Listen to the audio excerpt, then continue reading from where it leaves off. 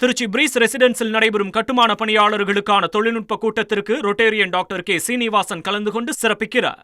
மேகதாது அணை திட்டத்திற்கு விரிவான அனுமதியை மத்திய அரசு வழங்க வேண்டும் என மத்திய நீர்வளத்துறை அமைச்சர் டி.ஆர். பாட்டீலை சந்தித்து கர்நாடக முதல்வர் டி.கே. சிவகுமார் கோரிக்கை விடுத்திருக்கிறார்.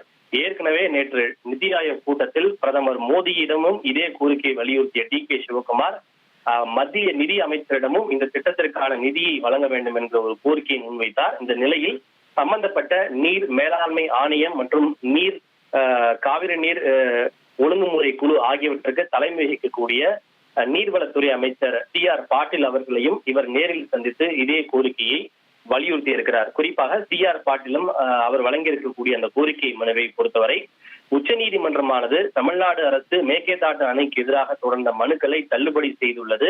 இந்த ஆண்டு தமிழ்நாடு தாக்கல் செய்துள்ள மறு ஆய்வு மனுவையும் உச்சநீதிமன்றம் தள்ளுபடி செய்து உத்தரவிட்டுள்ளது. எனவே மேகதாதுவில் அணை கட்ட உரிய அனுமதியை வழங்க வேண்டும். குறிப்பாக காவிரி நீர் மேலாண்மை ஆணையமானது மத்திய நீர் ஆணையத்திடம் மேகதாது அணை திட்டம் தொடர்பான மதிப்பீடுகளை செய்ய தெரிவித்துள்ளது.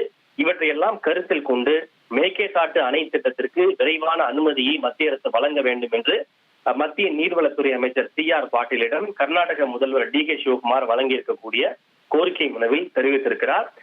காவிரி நீர் மேலாண்மை ஆணையம் மற்றும் மத்திய நீர் ஆணையம் தான் இந்த திட்டத்திற்கு தேவையான அனுமதியை வழங்குவது குறித்து பரிசீலிக்க வேண்டும். இந்த இரண்டுமே மத்திய நீர்வளத்துறை அமைச்சகத்திற்கு கீழ் வருவதால் சம்பந்தப்பட்ட துறையினுடைய அமைச்சர் என்ற முறையில் டி.ஆர். பாட்டீலை சந்தித்து இந்த திட்டத்திற்கான அனுமதியை வழங்க கர்நாடக முதல்வர் கோரிக்கை விடுத்திருப்பது குறிப்பிடத்தக்கது.